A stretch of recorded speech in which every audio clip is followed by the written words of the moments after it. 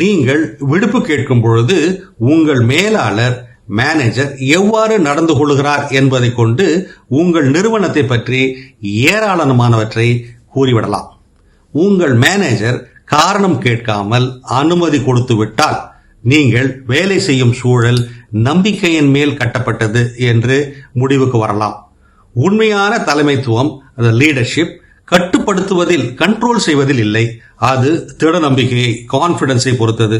பணியாற்ற நீங்கள் அமர்த்தியிருக்கும் மக்கள் மேல், அவர்கள் செய்யும் வேலை மேல் திட நம்பிக்கையாய் இருத்தல். பணியாளர்களை நம்பும் பொழுது அவர்களுக்கு தொடர்ந்து நினைப்பூட்டுதல்களோ அனுமதிகளோ பெர்மிஷன்ஸோ தேவைப்படாது. அவர்கள் வேலையை சொந்தமாக கருதி ஓனர்ஷிப்பை எடுத்து வருவார்கள், கடமையாக எண்ணி அல்ல.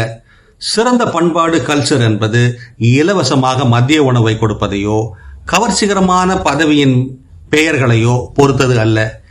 எளிய மனிதாபமான தருணங்களால் தலைவர்களை அதிகாரத்துக்கு பதிலாக அந்த இடத்தில் இருப்பவர்களின் சிரமத்தை உணர்வதை பொறுத்தே அமைகிறது.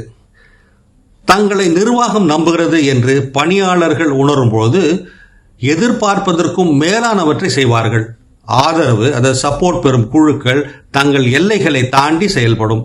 சிறந்த பண்பாடு பரிவர்த்தனைகளால் அல்ல, நம்பிக்கையால் கட்டப்படுகிறது.